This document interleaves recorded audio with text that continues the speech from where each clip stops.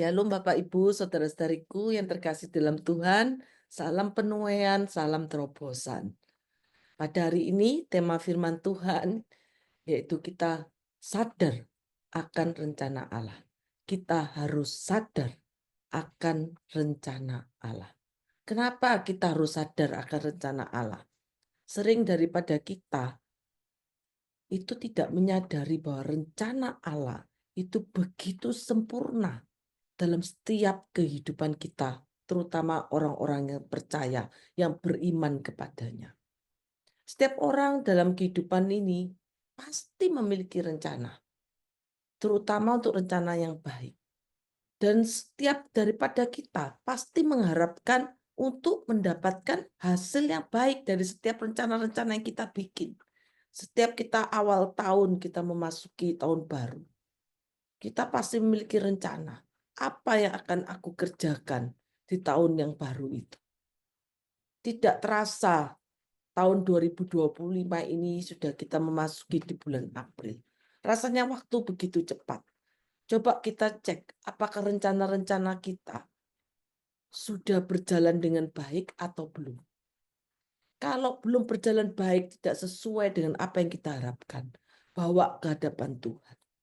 Supaya Tuhan ikut campur dalam setiap rencana-rencana kita. Supaya kita nggak salah jalan, supaya kita nggak salah dalam pengambilan keputusan. Karena kita semua dalam berencana pasti ingin hidupnya sukses. Kita mau merencanakan pekerjaan yang baik, yang lebih baik dari tahun sebelumnya.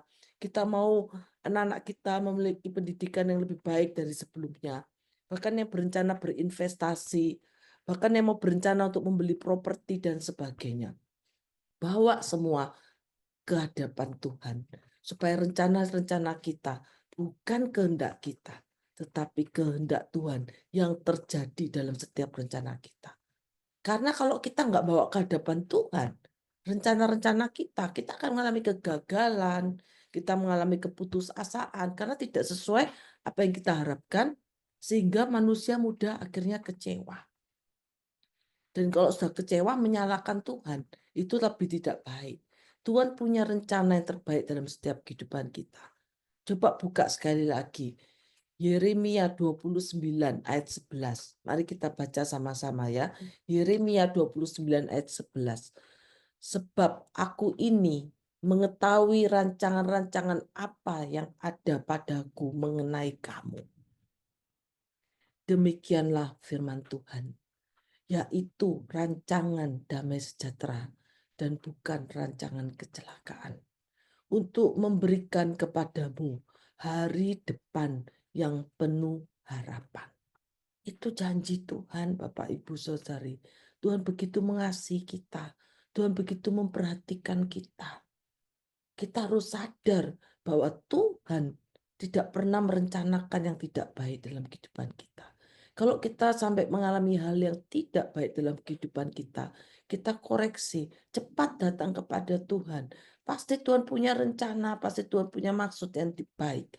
Mungkin kita akan mengalami mujizatnya. Kita mungkin akan mengalami pengalaman bersamanya lebih lagi. Kita akan mungkin iman kita akan naik level.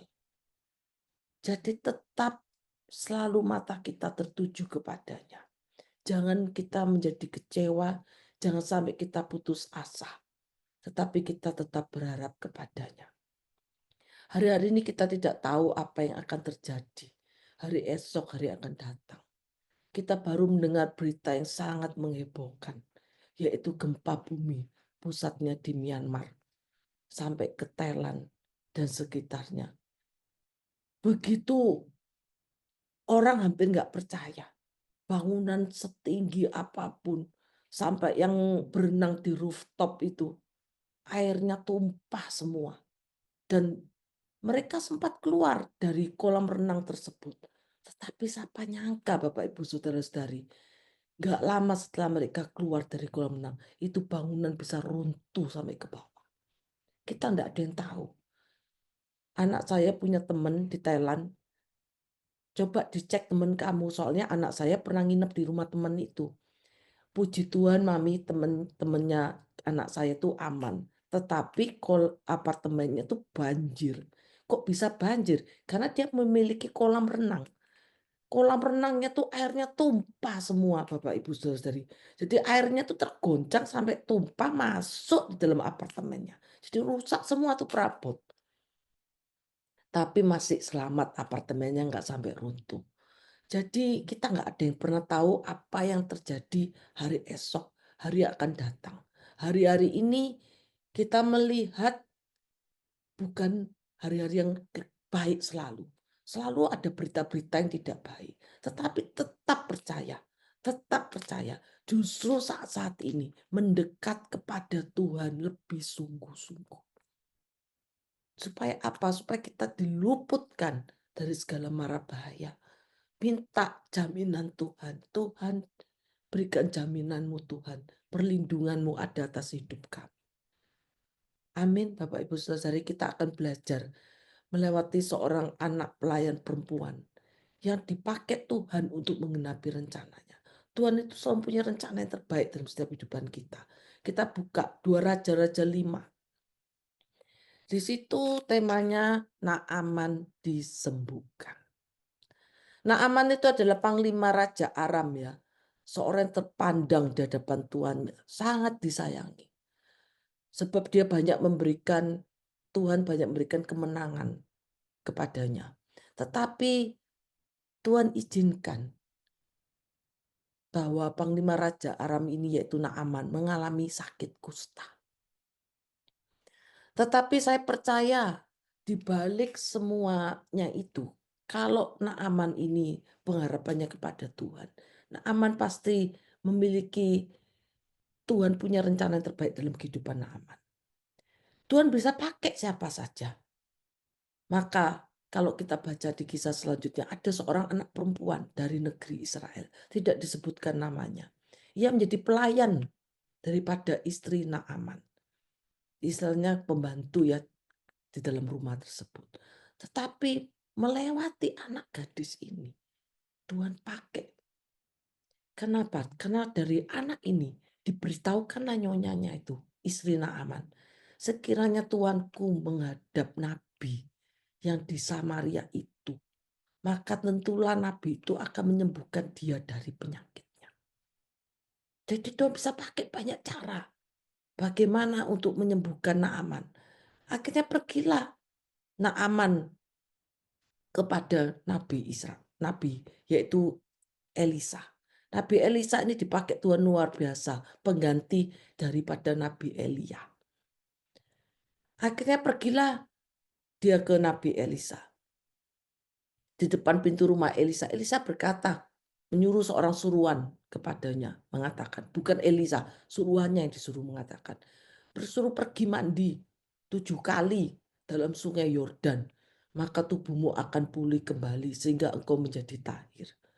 Tapi lucu Naaman ini, dia tuh menjadi gusar, dia menjadi jengkel, karena dia merasa kok enggak ditumpangi tangan, kok aku disuruh masuk ke sungai Yordan, dan dia juga jengkel lagi, kok bukan sungai yang lebih bagus, sungai-sungai di Damsik, kok aku harus masuk ke sungai Yordan. Hatinya sempat panas kalau kita baca. Tetapi untung Naaman ini bisa menguasai, mengontrol dirinya. Coba dia hatinya panas, dia pulang, tidak mau melakukan, dia tidak akan mengalami apa-apa. Dia tidak akan mengalami mujizat. Tetapi puji Tuhan, orang di sekitarnya, pegawai-pegawainya, itu memberikan kata-kata yang membangun. Bapak, seandainya Nabi itu menyuruh perkara yang sukar kepadamu, misalnya loh kita disuruh lari 7 kali dulu baru masuk ke sungai Yordan, itu mungkin kita bisa berpikir, tapi kamu tuh cuma suruh masuk ke sungai Yordan, apa salahnya? Akhirnya dia taat. Maka turunlah ia membenamkan dirinya 7 kali dalam sungai Yordan. Sesuai dengan perkataan abdi Allah itu. Maka pulih tubuhnya, mengalami mujizat. Kustanya hilang, dia menjadi tahir. Luar biasa. Jadi cara Tuhan begitu ajaib. Tapi sering manusia itu dalam perjalanannya, mungkin Tuhan sudah kasih petunjuk. Tapi sering kita menjadi tidak taat. Kita mau kehendak kita. Aku mau begini.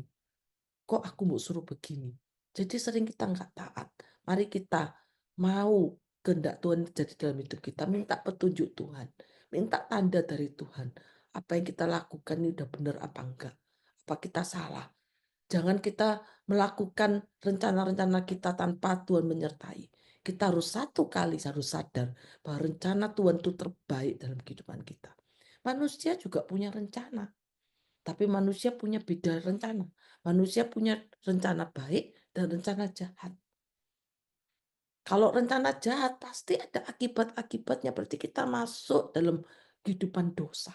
Karena kita berencana jahat hanya untuk mengambil keuntungan, supaya kita mendapat keuntungan, kita merugikan orang lain. Itu rencana jahat. Tapi Bapak kita tidak pernah memiliki rencana kecelakaan, tidak memiliki rencana yang jahat. Bapak kita, Allah kita memiliki rencana yang terbaik dalam setiap kehidupan kita. Amin.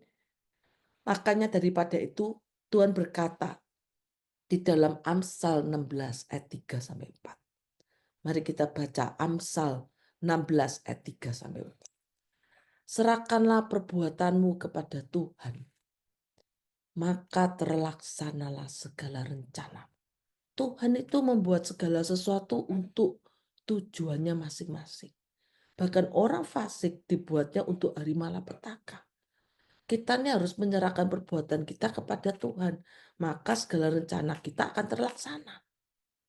Tapi kita minta tanda dari Tuhan supaya apa benar ini kehendak Tuhan, bukan kehendak kita. Karena kehendak kita sering salah. Tapi kok kehendak Tuhan pasti ujung-ujungnya mendatangkan kebaikan. Pasti ujung-ujungnya mendatangkan keberhasilan dalam kehidupan kita. Sehingga kita disebut berbahagia. Manusia bisa menggunakan kebebasannya. Bisa memilih. Tetapi kita harus berhati-hati. Free will yang Tuhan berikan kepada kita jangan berlawanan dengan rencananya. Free will yang Tuhan berikan kepada kita harus sesuai kehendak dan rencananya. Sehingga hidup kita berhasil, kita hidup dalam damai sejahtera, kita mengalami kebaikan, mengalami kemurahan, mengalami anugerahnya. Amin. Kembali kita lihat dalam kisah selanjutnya.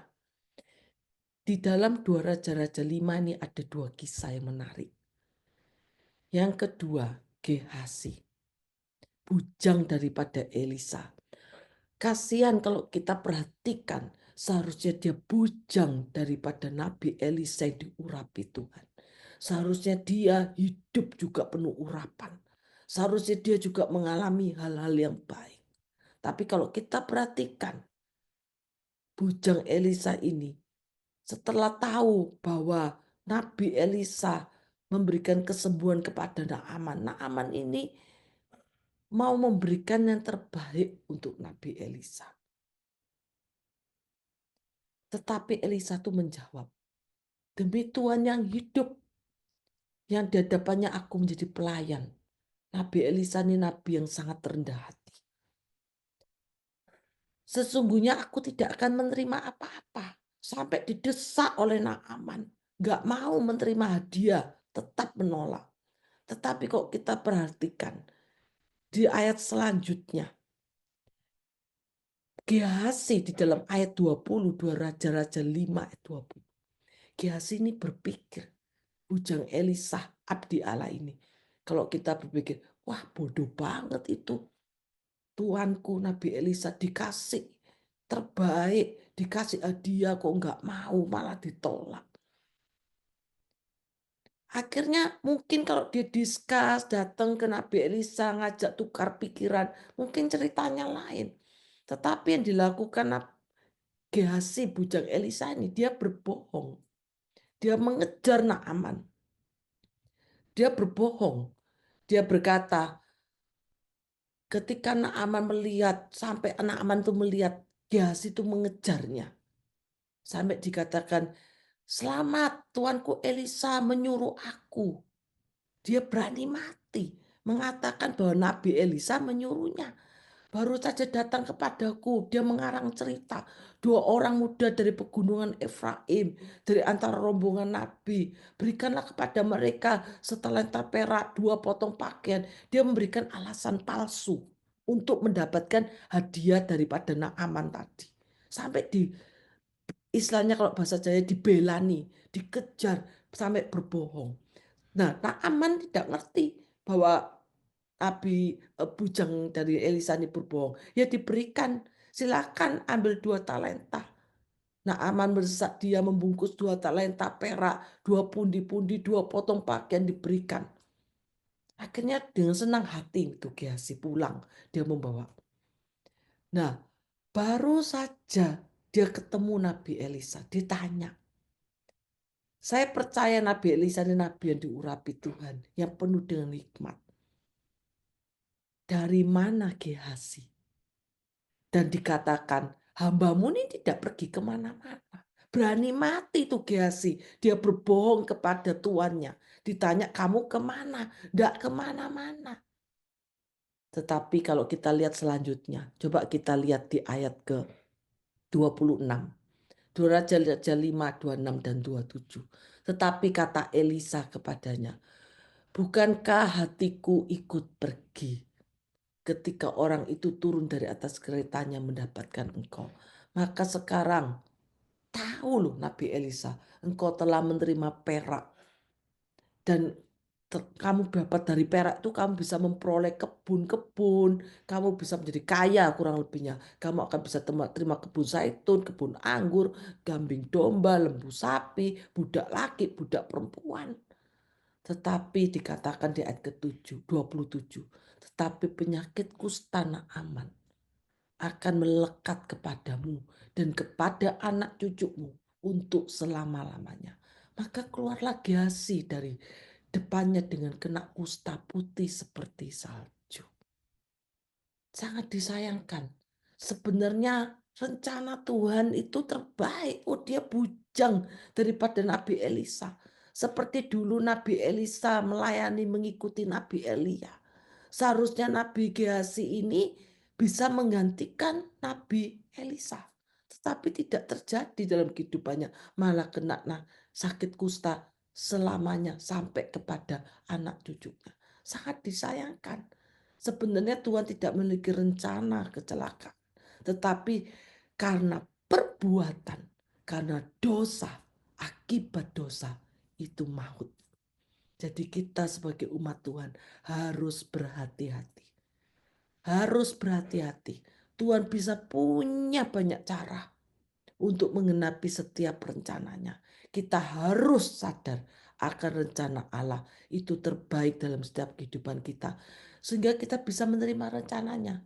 Kalau kita pelajari di dalam Amsal 3. Amsal 3 itu tentang berkat hikmat ya. Itu luar biasa.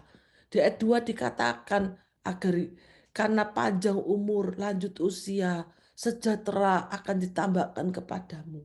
Tuhan mau apa? Kita nih hidupnya panjang umur, hidup dalam damai sejahtera. Oleh sebab itu Tuhan mau kita menjaga kehidupan kita, nggak main-main. Tetapi kita harus membangun kehidupan kerohanian kita. Sehingga kita melakukan sesuatu yang berguna, sesuatu yang tidak sia-sia.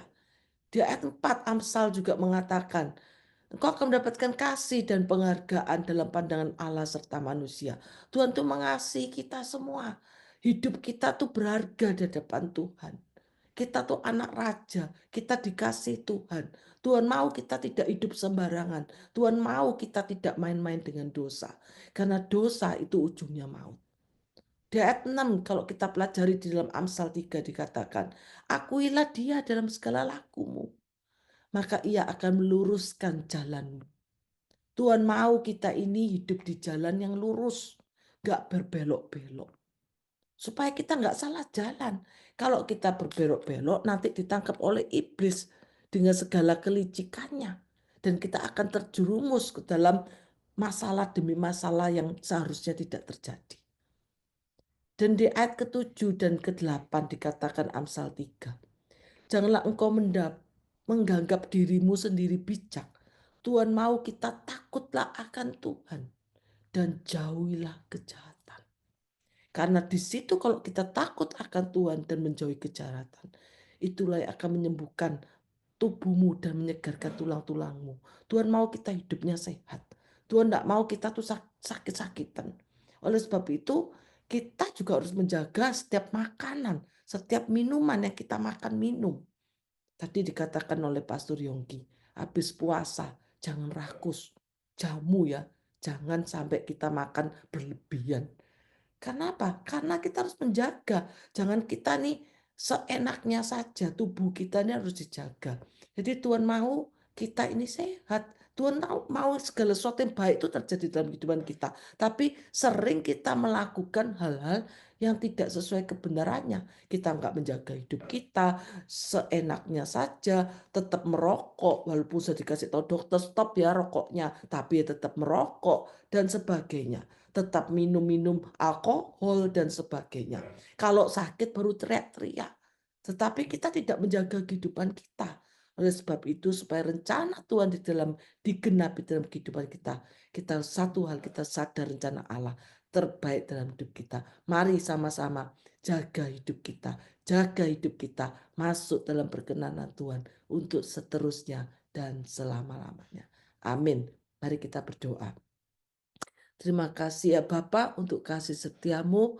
Kami sungguh mengucap syukur Tuhan untuk kemurahan dan kebaikan-Mu. Satu hal kami percaya Tuhan, rencanamu, kami boleh sadar akan rencanamu ya Bapak. Bahwa yang terbaik dalam kehidupan kami semua. Untuk kami tidak menyia-nyiakan waktu yang Tuhan berikan kepada kami. Tetapi melewati waktu-waktu yang Tuhan berikan. Kami menjadi orang-orang yang berguna, orang-orang yang menyenangkan hati Tuhan. Dan kami menjadi berkat dimanapun kami berada. Saat ini kami menyerahkan setiap yang hadir di tempat ini. Biarlah berkat dari Bapak Abraham, Ishak dan Israel boleh turun atas kami semua dari sekarang sampai selama-lamanya. Yang percaya bersama saya katakan amin.